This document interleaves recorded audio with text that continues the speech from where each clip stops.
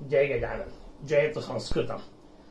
क्षुत्क्षामोऽपि जराकृशोऽपि शिथिलप्रायोऽपि कष्टां दशाम् आपन्नोऽपि विपन्नदीधितिरपि प्राणेषु नश्यत्स्वपि मत्ते भेन्द्र विभिन्न कुम्भपिशितग्रासैकबद्धस्पृहा किं जीर्णं तृणमत्तिमानमहताम् अग्रे सरः केसरी।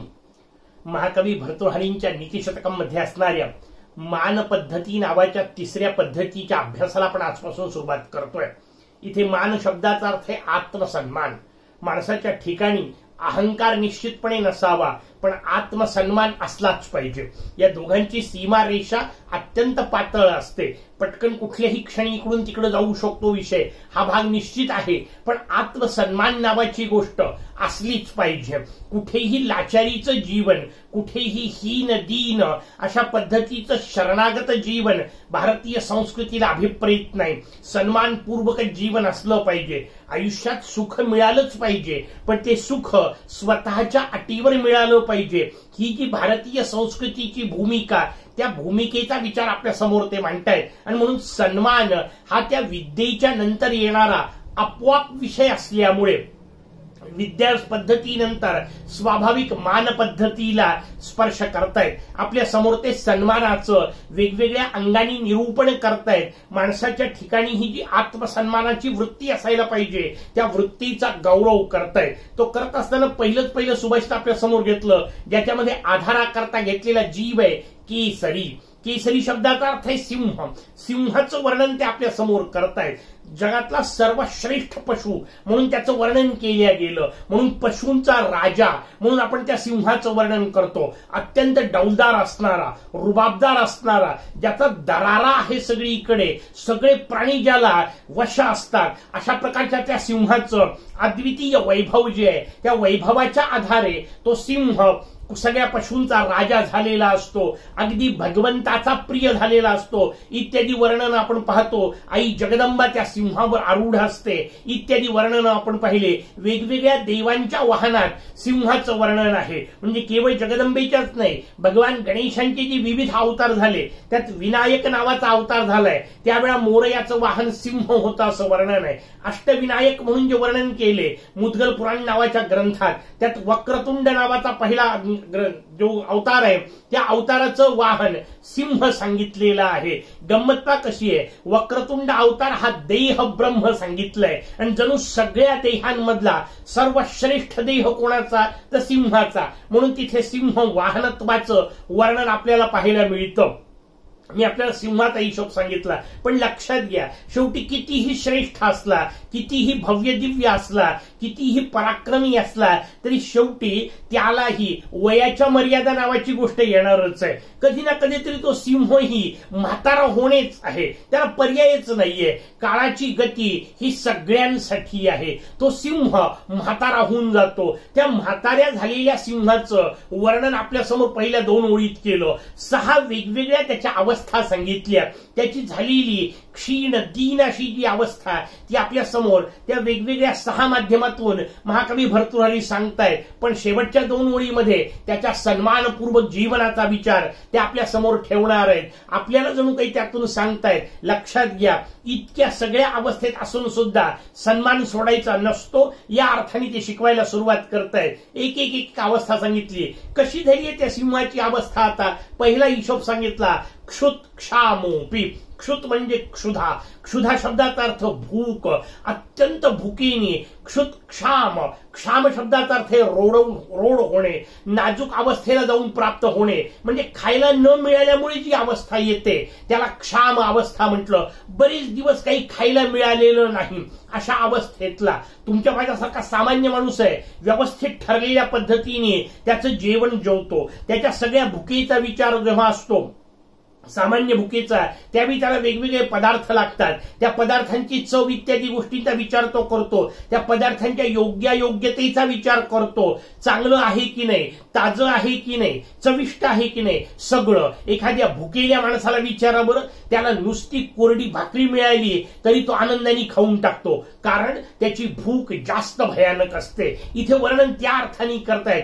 क्षुत्क्षामोपी, सामान्य परिस्थितीमध्ये सगळ्या भोजनाच्या या गोष्टीचा विचार करणारा माणूस भुकेच्या वेळा मात्र यातल्या कशाचाच विचार करत नाही. तो जे सापडेल ते खाऊन मोकळा होतो. म्हणून आपल्याकडे म्हण पडली, खायला कोंडा आणि निजेला धोंडा. यातली परिस्थिती वेगळी आहे त्या म्हणीच्या मागची, पण त्यातला भाव लक्षात घ्या की ज्यावेळी माणसाला खायला काहीच नसतं त्यावेळा कोंडा सुद्धा चालून जातो. याचा अर्थ इतर वेळा खूप पौष्टिक लागलेलं पण जेव्हा काहीच नसतं तेव्हा धान्याचे फोलपट सुद्धा खाऊन तो मोकळा होईल, कारण भूक जास्त भयानक असते. या अर्थाने ते समजून घ्या. निजेला धोंडा म्हणजे निव्वळ दगडावर डोकं सुद्धा झोप येऊ शकते जर झोप तीव्र असेल तर, आणि झोप झालेली असेल तर मग किती मोठा पलंग असून किती सुंदर गालिच्छ त्याच्यावर टाकलेले असो माणूस तडफडत राहू शकतो. हा भाव त्यातला समजून घ्या. त्या म्हणीतला जरी मूळ म्हण वेगळ्या अर्थाने आलेली असली तरी आपल्याला तिथला भाव समजून घ्यायचा आहे. क्षुत्क्षामोपी, भुकेनी अत्यंत क्षाम झालेला. पुढची अवस्था सांगितली जराकृशोपी. आता एकतर बाधीच भूक लागलेली आहे, त्यात म्हातारपण आहे. म्हातारपणी आणखीनच ती भूक धरवत नाही असं जे म्हणतात त्या अर्थाने ते वापरलेलं आहे. जराकृशोपी, जरा म्हणजे म्हातारपण, कृश आणखीनच रोडावलेला आहे. आधीच भुकेनी रोडावला, त्यात पुन्हा म्हातारपणामुळे रोडावलेला आहे. कारण एक तर म्हातारपणी लवकर खाता येत नाही, खाल्लेलं व्यवस्थित पचत नाही, त्या पचलेल्याचा आनंद शरीराला घेता येत नाही. नाना प्रकारचे शरीरात आता रोग झालेले आहेत. त्या सगळ्याचं वर्णन आपल्या समोर केलं. क्षुत्क्षामोपी जराकृशोपी शिथिल प्रायोपी, अगदी शिथिल झालेला आहे. कारण म्हातारपणाची पुढची अवस्था असते स्वतःचेच हातपाय हलवत नाही, आपल्या शरीरावर आपलं नियंत्रण राहत नाही, सगळं अंग शिथिल झालेलं आहे. बाहेरचे आतमधले अवयव सोडून द्या, बाहेरची त्वचा सुद्धा शिथिल व्हायला सुरुवात होते, ज्याला आपण सुरकुत्या म्हणतो. सगळं अंग ढिलं झालेलं आहे. स्वतःहून आता कोणताही पराक्रम करण्याची ताकद उरलेली नाही. स्वतःहून घेऊन ते अन्न तयार करून खाण्याची सुद्धा एखाद्या म्हाताऱ्या माणसाची ताकद उरलेली नसते. सिंहाची ती अवस्था झालेली आहे. सिंहाच्या दृष्टीने विचार करताय, आपल्याला लावून घ्यायचं असल्यामुळे मी माणसाला लागू पडेल अशा पद्धतीचं वर्णन आपल्या समोर करतोय. क्षुत्क्षामोपी, भुकेनी रोडावलेला असलेला, जराकृशोपी म्हातारपणामुळे आणखीन खंगलेला असलेला, प्रायोपी शिथिल प्रायोपी अगदी शिथिल झालेला असलेला, ढिला पडलेला असलेला असा असला तरी कष्टाम दशाम आपन्नोपी, पुढच्या ओळीतला शब्द वरती वापरायचा आहे. कष्ट दशा ज्याच्यावर आलेली आहे, तर असं सगळं पाहिल्यानंतर कोणालाही वाटतं अरे अरे काय बिचारीची अवस्था आहे.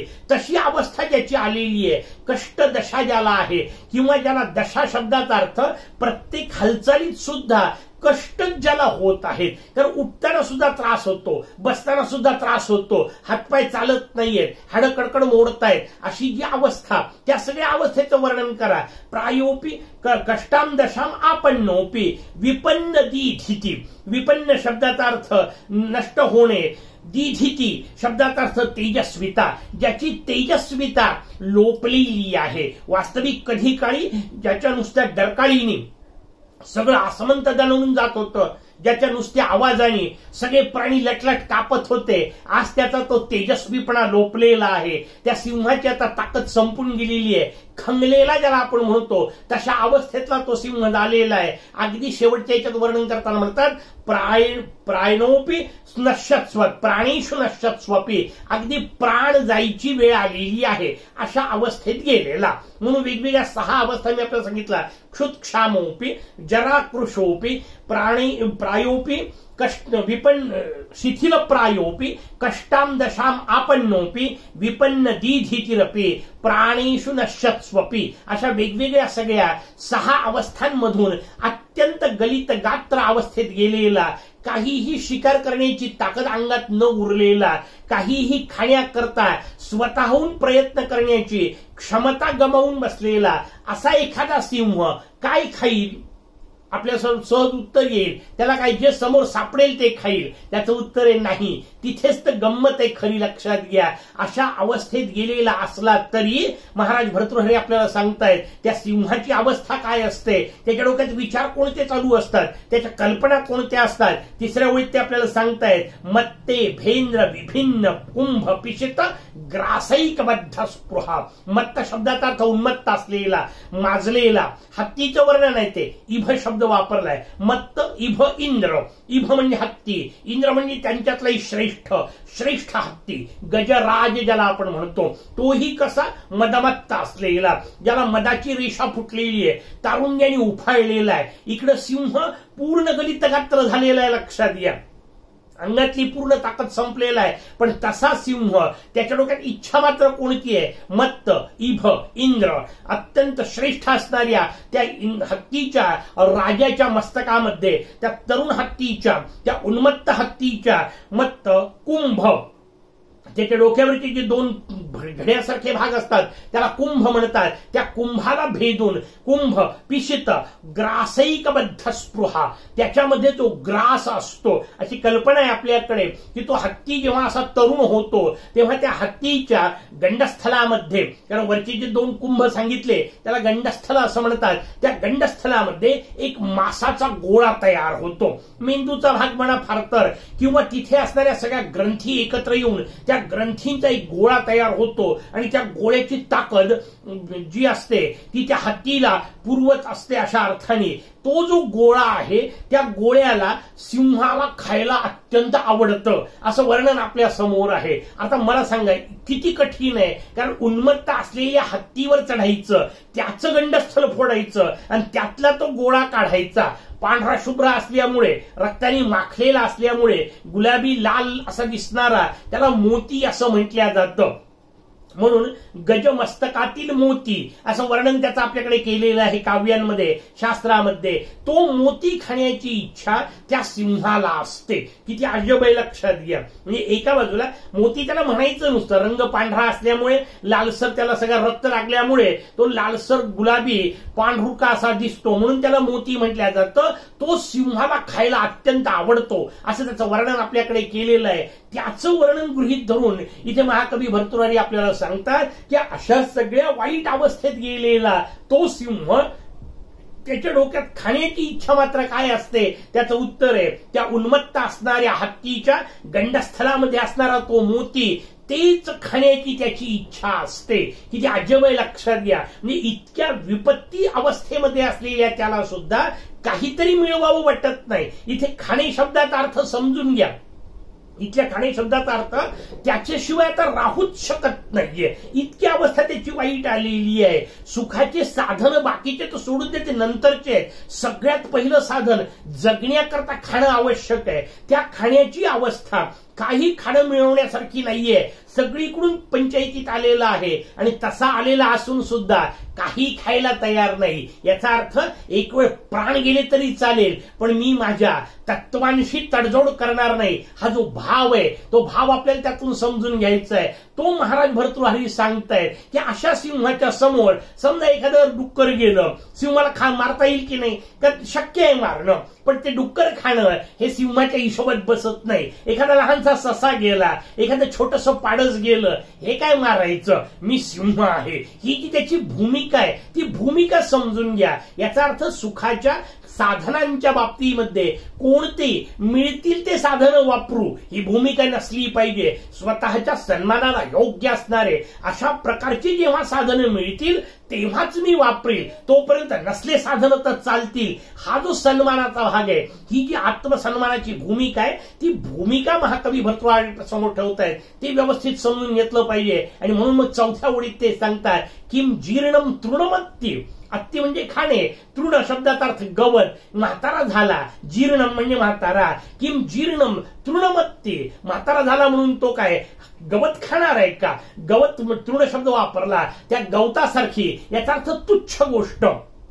ही तुच्छ गोष्ट तो कधीही खात नाही. सिंह किती म्हातारा झाला तरी तो गवत खाणार नाहीये. वास्तविकतेचं सहज जवळ आहे, ते खाता येऊ शकतं, पण तो म्हणतो नाही मी सिंह आहे, खाईल तर हत्तीच्या डोक्यातला तो मोतीच. ही जी भूमिका आहे ती आपल्या समोर ते ठेवतायत. म्हणून म्हणतायत किम जीर्णम तृणमत्ते मान महताम अग्रेसराहा. मान महताम, मानाने मोठे असलेले जे आहेत त्यांच्यातही अग्रेसर म्हणजे सगळ्यात समोर असलेला सगळ्यात समोर कोण असतो? जो सगळ्यात श्रेष्ठ असतो त्याला समोर ठेवण्याची पद्धत असते. पहिल्या रांगेत ज्याला आपण म्हणतो, पहिल्या क्रमांकावर ज्याला आपण म्हणतो, प्राधान्य क्रम ज्याला आपण म्हणतो, अग्रेसर शब्दाचा अर्थ तो आहे की या सगळ्यांमध्ये श्रेष्ठ असलेला केसरी म्हणजे सिंह, जो सगळ्या सन्मानवंतांमध्ये सर्वात श्रेष्ठ असलेला तो सिंह म्हातारा झाला म्हणून काही गवत खाणार आहे? त्याचं उत्तर आहे बिलकुल नाही. तसं श्रेष्ठ सन्मानी जे लोक असतात,